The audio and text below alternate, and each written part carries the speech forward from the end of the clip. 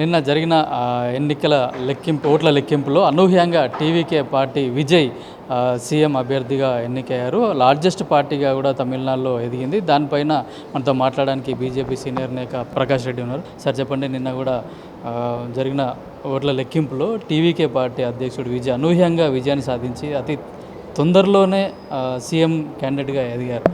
ఏ ఏ ఫ్యాక్టర్లు అసలు పనిచేసాయి అనుకుంటున్నారు? ఒకటి, విజయ్ ఎదగడం అనేటువంటిది ఒక పొలిటికల్గా పెద్ద చేంజ్ అది. చాలా పొలిటీషియన్స్, సెఫాలజిస్టులు, ఈవెన్ పొలిటీషియన్స్, దిగ్గజ నాయకులు కూడా దాన్ని స్టడీ చేయాల్సిన అవసరం ఉంది. It is the case study for Indian politics also. అదొక మైలురాయి అయి ఉండొచ్చు. నెహ్రూ ఎన్టీ రామారావు ఎన్నిక కూడా అటువంటి మైలురాయిలో ఒక భాగమే. ఇప్పుడు టీవీకి ఎలక్షన్స్ అది సినిమా ఇష్యూ ఫ్యాక్టర్ చేసిందా, లేకపోతే అక్కడ మిగతా పాపులారిటీ ఫ్యాక్టర్ ఇన్ఫ్లుయెన్స్ చేసిందా, లేకపోతే రెండు పొలిటికల్ పార్టీస్ మధ్యలో వచ్చినటువంటి ఒక కొత్త పొలిటికల్ పార్టీని ప్రజలు యాక్సెప్ట్ చేశారా, లేకపోతే యంగ్ లీడర్షిప్ని యాక్సెప్ట్ చేశారా, ఇవన్నీ నుండి టెస్టెడ్ వెపన్స్ కాబట్టి వాటిని యాక్సెప్ట్ చేశారు. ఇవన్నీ స్టడీ చేసిన అంశాలు. బట్ ఒకటి ఫ్యాక్టర్ మాత్రం చెప్పదలుచుకున్నా, తమిళనాడులో తరాలు మారినాయి, తరాలు మారుతున్నాయి. 1920 నుంచి జస్టిస్ పార్టీ, ఆ తర్వాత పెరియార్, రామస్వామి పెరియార్, ఆ తర్వాత అన్నాదురై, ఆ తర్వాత కరుణానిధి, ఎంజీఆర్, తర్వాత స్టాలిన్ అండ్ మమతా, జయలలిత, వాళ్ళ తర్వాత పన్నీర్ సెల్వం, పళనిస్వామి, ఈ యొక్క లెగసీ అవుతుందో ఆ లెగసీకి మాత్రం నిన్న పులి స్టాప్ పడిందని మాత్రం చెప్పదలుచుకున్నాను. ద్రవిడ పార్టీలను కాదని కూడా ఒక కొత్తగా రాజకీయ శక్తి కూడా తమిళనాడులో ఎదిగింది. దీన్ని ఏ విధంగా? అందుకోసం ద్రవిడ పార్టీ అనే పేరు మీద 20వ దశకం, 19వ శతాబ్దం, 20వ శతాబ్దంలో ఎర్లీ డేస్లో ఏంటంటే భారతదేశంలో బ్రిటిష్ పాలనలో ఆర్యులు వేరు, ద్రవిడులు వేరు, ఈ ద్రవిడ కాన్సెప్ట్ దీని మీద ఇన్ఫ్లుయెన్స్ జరిగిన. ఎందుకంటే టెక్నాలజీ లేని రోజులలో రామస్వామి పెరియార్ లాంటి వాళ్ళు ద్రవిడాలు వేరు, ఆర్యులు వేరు, ఆర్యులంతా కొట్టి ఇచ్చి మళ్ళీ ఎలగొట్టినారు. ఈ యొక్క ఈ టైప్ ఆఫ్ హిస్టోరియన్స్ రాసినటువంటి ఒక సపరేటిస్ట్ థింకింగ్ అయితే వేర్పాటువాద ఆలోచనలను పెరియార్ పనిచేశాడు. కాబట్టి అది కంటిన్యూ అవుతూ వచ్చింది. బట్ దురదృష్టం ఏంటంటే అది కంటిన్యూ అవుతూ వాళ్ళని నమ్మినారు కొంతకాలం పాటు. అయితే దాంట్లోంచి పొలిటికల్ పార్టీస్ పుట్టుకొచ్చినాయి, ద్రవిడ పొలిటికల్ పార్టీస్ని. ఇవి రావడానికి కూడా ఒక రకంగా పరోక్షం కాంగ్రెస్ పార్టీ కారణం. నేను ఎందుకు చెప్తున్నా అంటే 1963లో కామరాజ్ నాడర్ ముఖ్యమంత్రిగా దిగిపోయిన తర్వాత భక్తవత్సల ముఖ్యమంత్రి అయ్యాడు. భక్తవత్సల 1967 67లో కామరాజ్ నాయుడు యొక్క ఇన్ఫ్లుయెన్స్ తగ్గించడం కోసం ఇందిరాగాంధీ పరోక్షంగా వీళ్ళని లేపిండొచ్చు కూడా తెలియదు. ఇప్పుడు ఆ పొలిటికల్ స్టడీ చేయాల్సిందే. కామరాజ్ నాయుడును తొక్కడం, కామరాజ్ నాయుడు కాంగ్రెస్ మనిషి అయినప్పటికీ కూడా ఆమెకి ఇందిరాగాంధీకి మధ్యలో ఉన్నటువంటి, ఆయనకి ఇందిరాగాంధీ మధ్య ఉన్నటువంటి పెద్ద గ్యాప్, మా మధ్యలో ఉంటే రాజకీయ పోరాటం. తర్వాత అందుకోసం 3 ఏళ్లలో కామరాజ్ నాయుడు కాంగ్రెస్ పార్టీని ఇడిచిపెట్టి పోయింది కదా. అందుకోసం తమిళనాడును స్టడీ చేసేటప్పుడు అన్నాదురై పార్టీ పెట్టి 67లో అన్నాదురై గెలుపు, అన్నాదురైకి 67లో గెలుపు, తర్వాత గెలుపు వెనకాలన్నటువంటి రాజకీయ ఎత్తుగడలు, గెలుపు వెనకాలన్నటువంటి రాజకీయ కోణం మనం స్టడీ చేయగలిగితే ఆ తర్వాత 70 ఏళ్ళు 60 ఏళ్ల పాటు ద్రవిడ పార్టీలు అవి ఈ తాను ఊక్కలే అవి కూడా ఈ చెట్టు కొమ్మలే అవి కూడా రెండు ఏఐడిఎంకైనా డిఎంకే. ఎందుకంటే తర్వాత కరుణానిధి, ఎంజీఆర్, అన్నాదురై చనిపోయిన తర్వాత ఇద్దరు తర్వాత ఎంజీఆర్ వచ్చిండు, 2 పార్టీలు అయిపోయినాయి. ఎంజీఆర్ నుంచి జయలలిత వచ్చింది, జయలలిత పళనిస్వామి వచ్చిండు, డిఎంకే పార్టీ నుంచి కరుణానిధి, స్టాలిన్ వచ్చిండు. కాబట్టి ఈ మొత్తం లెగసీని స్టడీ కనుక చేస్తే ఈ లెగసీకి ఎక్కడో కాడ ఈ యొక్క కంటిన్యూషన్కు తెరపడింది, కొత్త వ్యవస్థ వచ్చింది. అయితే జంజీలో ఏదైనా స్టాలిన్ నిన్న దాకా నార్త్ వేరు, సౌత్ వేరు, సౌత్కి అన్యాయం జరుగుతుంది, మా బడ్జెట్ మాకెళ్ళి, ఇటువంటి మాటలను అందరూ కూడా తీసిపడేసినారు. అంటే కొత్త యువత వచ్చిందా, అసలు తమిళనాడు ప్రజల యొక్క ఆలోచనలు మారినాయా, అసలు తమిళనాడు ప్రజలు ఈ కోణంలో ఆలోచిస్తున్నారు, ఎవరు లేరు కాబట్టి వాళ్ళది కరెక్ట్ అనిపించిందా, డిఎంకే ద్రవిడ పార్టీ అని కూడా ఆలోచించాల్సిన అవసరం ఉంది. సిమిలర్లీ బెంగాల్లో కూడా జ్యోతి బస్ కాలంలో 15 లక్షల భూమి, 20 లక్షల భూ సంస్కరణలు చేసి వాళ్ళకి ఏదో ఇచ్చేసారని చెప్తున్నారు. మరి ఈ కంటిన్యూయేషన్లో ఈరోజు భూమి ఇంపార్టెంటా, ఉద్యోగం ఉపాధి ఇంపార్టెంటా, మంచి విద్య, మంచి ఉద్యోగం, మంచి ఉపాధి ఇంపార్టెంటా, ఇది యువతలో కూడా వచ్చిన మార్పు. ఇంకా వాళ్ళు బంగ్లాదేశ్లను వెల్కమ్ చేయడం, ఇది అక్కడ బెంగాలీలు యాక్సెప్ట్ చేయట్లేదు. తమిళ ప్రైడ్ ఎంత ఇంపార్టెంటో బెంగాలీ ప్రైడ్ కూడా అంత ఇంపార్టెంట్. తమిళ ప్రైడ్ వేరు, ద్రవిడ ఆలోచనలు వేరు. తమిళ ప్రైడ్ తెలుగుకుంటుంది, తమిళ ప్రైడ్ తమిళకు ఉంటుంది, మలయాళీ ప్రైడ్ మలయాళీకి ఉంటుంది. బట్ అది వేరుపాటువాదానికి దారితీసి ద్రవిడులు వేరు, ఆర్యులు వేరు అనే కొత్త సిద్ధాంతాన్ని ఎప్పుడో 19వ శతాబ్దం 20వ శతాబ్దంలో బ్రిటిష్ వాళ్ళు చెప్పారు కూడా దాన్ని నేను ఫాలో అవుతా అంటే దాంట్లోంచి ప్రజలు తిరస్కరించినటువంటి దీన్ని కొత్త కోణంలో ఆలోచన చేయాలని నేను చెప్పదలుచుకున్నాను. అంటే ఇప్పుడు మన ఆంధ్రప్రదేశ్లో కానీ తెలంగాణలో కానీ సినీ హీరోలు కూడా పార్టీలు పెట్టే సందర్భం ఉన్నాయి, కానీ ఇంత ఫాస్ట్గా గ్రోతింగ్ లేదు. అక్కడ సినీ మాయా పనిచేసింది అనుకోవచ్చా, లేకుంటే అక్కడ విజయ్ ఇచ్చిన స్కీమ్లో ఏమైనా పనిచేసింది అనుకోవచ్చు? ఇప్పుడు సినిమా అంటే చిరంజీవి అంతకంటే పాపులర్ లీడర్, ఇక్కడ పాపులర్ సినిమా యాక్టర్. విజయ్ కంటే popular cinema actor. Rajinikanth Vijay కంటే popular cinema actor. Rajinikanth party ఒక సీటే గెలిచింది కదా. విజయకాంత్ ఇంకొక ఆయన పెట్టినాడు, ఆయన కూడా అంతకంటే సీనియర్ యాక్టరే. ఆయన కూడా ఏం చేయలే కదా. కర్ణాటకలో 2-3 సీనియర్ యాక్టర్లు ట్రై చేసినారు, కానీ ఫలితాలు రాలే కదా. కాబట్టి సినిమా యాక్టర్ల వల్లనే ఇది వచ్చింది అనేటువంటి దీంట్లో రాలేదు అనే దానికి ఎగ్జాంపుల్స్ కనపడుతున్నాయి. అందుకోసమనే సినిమా వాళ్ళు వచ్చినా ఒక వ్యాక్యూమ్, రెండు పార్టీల మధ్యలో ప్రజలకు ఉన్నటువంటి కోపము, ఆ వ్యాక్యూమ్, ఆ శూన్యంలోంచి విజయ్ పుట్టుకొచ్చిండేమో, దీన్ని స్టడీ చేయాలి. అందుకోసం చాలా స్పష్టంగా చెప్పినది, ఇది స్టడీ చేయాల్సిన అంశం. విజయకాంత్ యొక్క ఎన్నికలు ఫ్యూచర్ ఇండియన్ పాలిటిక్స్ కోసం స్టడీ చేయాలని అభిప్రాయం. విజయ్ ఇచ్చిన టీవీకే అధ్యక్షుడు విజయ్ ఇచ్చిన స్కీమ్లు ఇంప్లిమెంటేషన్ చేయాలంటే ఎంత బడ్జెట్ కావాల్సి ఉంటుంది? అది ఇప్పుడు పొలిటికల్ పార్టీస్ ఇస్తూనే ఉన్నాయి, విజయ్ కూడా ఇచ్చిండు. లెక్కలు తెలుసో తెలియదో నాకు తెలియదు. ఆయన కొత్తగా వచ్చిండు పొలిటీషియన్గా.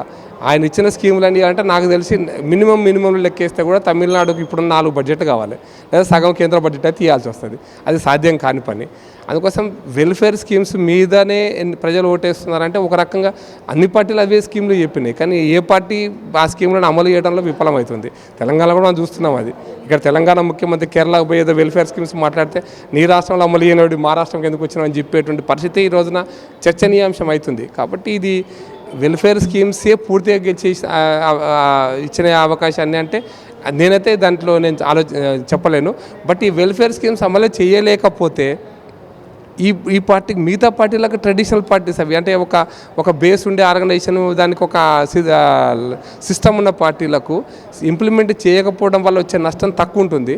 ఈయన కొత్తగా వచ్చిన పార్టీ ఇవి ఇంప్లిమెంట్ చేయలేకపోతే దీని మీద ప్రతిచర్య చాలా తీవ్రంగా ఉంటుంది. కాబట్టి ఎట్లా తట్టుకొని ఉంటాడు, ఎట్లా దీన్ని అమలు చేయగలుగుతాడో వేచి చూద్దాం. ఎందుకంటే ఇప్పుడే కామెంట్ చేస్తే మళ్ళీ పొలిటికల్ కామెంట్ అనుకుంటారు. Letters wait. ఇంకొక 5-6 నెలలు ఒక బడ్జెట్ సరిగ్గా పెట్టేసి, ఎందుకంటే బడ్జెట్ పెట్టాలి. ఇప్పుడు ఒక బడ్జెట్ పెడితే కానీ కరెక్ట్ కానీ ఏమేమి స్కీమ్స్ ఎంత ఇంప్లిమెంట్ చేయడానికి ముందుకు వచ్చిందో అర్థమవుతుంది. Letters wait for some time. Vijay party పెట్టిన మొదటి నుంచి కూడా నేను ఒంటరిగానే వెళ్తా, ఎవరితో పొత్తు పెట్టుకోను అని చెప్పేసి కూడా చెప్పి అదే స్టాండ్ మీద కూడా ఇప్పుడు పోటీ చేసిండు. అది బీజేపీకి ఏమైనా నష్టం చేసిందా, లేకపోతే గెలుపుకి అదొక కారణం అనుకోవచ్చు? విజయ్ అర్థం చేసుకోవాల్సిందంటే విజయ్ కాన్ఫిడెన్స్, వాళ్ళకు కూడా సెఫాలజిస్టులు ఉంటారు, వాళ్ళకు కూడా స్టడీ చేసే వాళ్ళు ఉంటారు, వాళ్ళ ఓటర్స్ని అధ్యయనం చేసే వాళ్ళు ఉంటారు. వాళ్ళు ఏం అధ్యయనం చేశారు, ఎట్లా అధ్యయనం చేశారు, ఆయనకి ఇచ్చిన ఫీడ్బ్యాక్ ఏముండి ఉండొచ్చు, వాళ్ళ గ్రౌండ్ నుంచి ఫీడ్బ్యాక్, ఇవన్నీ మనం స్టడీ చేయాల్సిన అంశాలు. అందుకోసమే విజయ్ అంత కాన్ఫిడెంట్గా ముందుకు పోయినటువంటి ఎవరితో పొత్తు పెట్టుకున్నా అంటే ఐడియాలజికల్గా పెద్ద ఐడియాలజీ ఏం లేదు ఈ రోజు వరకు. పెద్ద నేను ఒక తెలంగాణ ఉద్యమం, టీఆర్ఎస్ అంటే తెలంగాణ ఒక ఐడియాలజీ, లేకపోతే మమతా బెనర్జీ ఒక కాన్సెప్ట్ ఆఫ్ ఐడియా దీంట్లో వచ్చినామే. ఇవి మినిమం కాన్సెప్ట్లో కూడా లేడు. జస్ట్ పొలిటీషియన్ లాగా ఒక పొలిటికల్ పార్టీ దానికోసం వచ్చేసినాడు. దీనివల్ల ఆయనకు ఐడియాలజికల్ బేస్ లేకపోయినా ఇవి అమలు చేసేటప్పుడు చాలా కష్టాలు ఉంటాయి. ఎట్లా చేస్తాడో వెయిట్ చూడాల్సిందే. కాబట్టి ఐడియాలజికల్ బేస్ లేనటువంటి ఒక వ్యక్తి సడన్గా వచ్చినాడు అంటేనే, ప్రజలు యాక్సెప్ట్ చేసినారంటేనే దీంట్లో ఉన్నటువంటి కొనవాలించాలి. అయితే ఇంకొక పాయింట్ చెప్పదలుచుకున్నాం, అర్థం చేసుకోవాల్సిన పాయింట్ ఏంటంటే ఈ విజయ్ యొక్క గెలుపులో 2 ప్రధాన పొలిటికల్ పార్టీలు AIADMK led, DMK led groups ఉన్నాయి. అయితే వీళ్ళిద్దరు పర్సంటేజ్ ఆఫ్ ఓట్స్ ఆల్మోస్ట్ 60% ఉన్నాయి. విజయ్కి వీళ్ళకి వచ్చిన పర్సంటేజ్ ఆఫ్ ఓట్లు 3-4%. పర్సంటేజ్ ఆఫ్ 3-4% ఇష్యూ 3-4% కాదు. ఇష్యూ ఏంటంటే వీళ్ళిద్దరి మధ్య ఓట్లు ఎక్కువ చేరడం వల్ల వచ్చినటువంటి అవకాశం విజయ్కి వచ్చింది. కాబట్టి లెటర్ స్టడీ దిస్, ఇంకా టైం తీసుకుందాం. ఇప్పుడు ఇండి కూటమిలోనే వాళ్ళు ఎవరైతే ఇండి కూటమిలో వాళ్ళ మధ్యలోనే ఈ ఎలక్షన్లో పోటీ జరిగింది అనుకోవచ్చా? వాస్తవం అది. ఇండి కూటమి ఒకటేమో స్టాలిన్, ఇప్పుడు విజయకాంత్ ఏం చేస్తాడో, విజయ్కి ఏం చేస్తాడో తెలియదు. స్టాలిన్లు కేరళలో వాళ్ళే పొడుచుకున్నారు, మనం పొడవాల్సిన అవసరం లేదు. సిపిఎం పార్టీ, సిపిఐ కూడా వాళ్ళ దాంట్లో భాగమే. కాబట్టి వాళ్ళని పొడుచుకున్నారు కాబట్టి ఏమైతే తెలియదు. అట్ ది సేమ్ టైం బెంగాల్లో ఇండి గ్రూప్ ఓడిపోయింది. అసలు ఇండి గ్రూప్ అస్తిత్వం అనేది ఇప్పుడు ప్రధానమైనటువంటి ప్రశ్న, ఉంటుందా ఉండదా అని. ఎందుకంటే మొత్తంలో 98 సీట్లు కాంగ్రెస్ పార్టీకి ఉంటే మిగతా 90కి పైన సీట్లు 3 పార్టీలకే ఉన్నాయి. ఎస్పీ, డిఎంకే, తృణమూల్ కాంగ్రెస్, టీఎంసీకి. ఈ 3 పార్టీలు లేకుంటే ఇండి గ్రూపే లేదు. ఇంకా మిగతా 1-2 చిన్న పార్టీలే. కాబట్టి ఇండి గ్రూప్ అస్తిత్వమే నా లెక్కనైతే అస్తిత్వమే ప్రశ్నార్థకం. కాబట్టి కాంగ్రెస్ పార్టీ ఎట్లా ముందుకు పోతుందో కొంచెం టైం పెట్టి చూద్దాం. ఇదే ఫ్యాక్టర్ తెలంగాణలో ఏమైనా ఇంప్లిమెంటేషన్ అయ్యే అవకాశం ఉందా? ఖచ్చితంగా అవుతుంది. ఇండి గ్రూప్ లేకపోతే తెలంగాణ సర్వైవలే ప్రాబ్లం. తెలంగాణలో మీరు ఏం చేసినా కూడా రాహుల్ గాంధీలు 10 రాహుల్ గాంధీ వచ్చినా తెలంగాణలో కాంగ్రెస్ పార్టీ గెలిచేది లేదు. ఎందుకంటే ఇండి గ్రూప్ ఒక ఫెయిల్యూర్ ఒకటే కాదు, రేవంత్ రెడ్డి ఫెయిల్యూర్స్ కూడా ఉన్నాయి. దీన్ని అర్థం చేసుకోవాలి. ఇప్పుడు కరప్షన్ ఉంది, కరప్షన్ కాంగ్రెస్ పార్టీ చేస్తున్నా, రేవంత్ రెడ్డి చేస్తుండా. డెమోక్రసీలో, పార్లమెంటరీ డెమోక్రసీలో పవర్లో ఉన్నది కాంగ్రెస్ పార్టీ, రేవంత్ రెడ్డి కాంగ్రెస్ పార్టీకి. బట్ అవినీతికి బాధ్యత వహించాల్సిన కాంగ్రెస్ పార్టీ, రేవంత్ రెడ్డి. అందుకోసం ఇవన్నీ సమస్యలు వస్తాయి. కాంగ్రెస్ పార్టీ వస్తుంది, కాంగ్రెస్ పార్టీని ఐడెంటిఫై చేసి రేవంత్ రెడ్డి వస్తాడు. కాబట్టి ఇవన్నీ పొలిటికల్ సెన్సిటివిటీని అర్థం చేసుకుంటే మనం ఏం జరగబోతుందో అర్థమవుతుంది. అంటే రేవంత్ రెడ్డి నేనే గెలిపించిన అని చెప్పుకుంటున్నాడు కేరళ. రేవంత్ రెడ్డి మాటలకు తుపాకి ద్వారా మాటలు వదిలిపెట్టేస్తుంది. ఆయన వేస్ట్, ఆయన గురించి మాట్లాడుకోవడం వేస్ట్. ఎట్లాగో అవుట్ అయినటువంటి పొలిటికల్ లీడర్. రాజకీయాలలో ఇంకో 2 సంవత్సరాలు ఏదో కాలం గడిపేది పొలిటికల్ లీడర్ కాబట్టి ఆయన గురించి ఆలోచించొద్దని అభిప్రాయం. అంటే ఇప్పుడు ఆయన భవిష్యత్తు ఎలా ఉండబోతుంది మన టీవీ విజయ్? అంటే కనీసం వార్డు మెంబర్ కూడా గెలవని ఆయన డైరెక్ట్గా సీఎం అవుతున్నాడు. నేను ఏమంటే ఎన్టీ రామారావు అట్లా అయ్యిండు, కేజ్రీవాల్ కూడా అట్లా అయ్యిండు. అంటే ఒక పొలిటికల్ సిచ్యువేషన్ అందుకోసం స్టడీ చేయాలంటున్నాను. తమిళనాడు ఎన్నికలను స్టడీ చేయాల్సిన అవసరం ఉంది. ఎందుకు ఇట్లా జరిగింది, ఎట్లా జరిగింది అని దాని మీద స్టడీ చేయాలి. అయితే నేను విజయకాంత్ వార్డు మెంబర్ కూడా గెలవనానే అయి ఉండొచ్చు, ఎమ్మెల్యే కూడా గెలవనానే ముఖ్యమంత్రి అయి ఉండొచ్చు, అవుతాడు కావచ్చు రేపు. అయితే ముఖ్యమంత్రి అయిన తర్వాత ఏం చేస్తాడో తెలియదు మనకు. అట్లా చాలామంది ఉన్నారు. కాబట్టి ఇది అనుభవం. ఇప్పుడు అట్లా రేవంత్ రెడ్డి కూడా ఒకసారి మంత్రిగా లేడు, ప్రతిపక్షంలో ఉన్నాడు. అటల్ బిహారీ వాజ్పేయి ఎప్పుడు మంత్రిగా లేడు, ప్రధానమంత్రి డైరెక్ట్గా అయ్యాడు. కాబట్టి ఇండియన్ డెమోక్రసీలో బ్యూటీ ఉంది. కానీ నువ్వు సమస్యలు వచ్చినప్పుడు వాటిని అధిగమించడం, ప్రజల కోసం పనిచేసేటువంటి మెథడాలజీని ఎంత తీసుకుంటాం అనేది చాలా ఇంపార్టెంట్. విజయ్ అతి తొందరలోనే సీఎం స్థాయికి ఎదిగిన ఫ్యాక్టర్ ఏదైతే ఉందో దాన్ని కూడా ఖచ్చితంగా పొలిటికల్ అనలిస్ట్ కానీ పొలిటీషియన్స్ కానీ స్టడీ చేయాలని చెప్తున్నారు. అతను చేసిన ఏ విధమైన స్ట్రాటజీస్ ఉపయోగించాడు, అతి తక్కువ కాలంలోనే ఒక సీఎంగా ఎదిగిన వ్యక్తిని పట్ల, అట్లాగే తమిళనాడు రాజకీయాల పట్ల కూడా ఎట్లాంటి ఫ్యాక్టర్ ఉపయోగించాడు అనేది ఒక స్టడీ చేయాల్సిన అవసరం ఎంతైనా ఉందని చెప్తున్నారు. అట్లాగే ఇండి కూటమి కూడా వాళ్ళే పోటీలో ఉంచుకొని వాళ్ళే పోటీ చేసుకొని ఓటమి కూడా కారణమని చెప్తున్నారు. ఇవి కూడా ఇటు పశ్చిమ బెంగాల్ కానీ ఇటు తమిళనాడు కానీ చూసుకుంటే రెండింటి రాజకీయ పరిణామాలను కూడా స్టడీ చేయాల్సిన అవసరం ఉందని చెప్పేసి కూడా ప్రకాష్ రెడ్డి గారు తెలుస్తున్నారు. కెమెరామెన్ కిరణ్తో కిరణ్ కుమార్, పల్లవి టీవీ, బీజేపీ ఆఫీస్, హైదరాబాద్.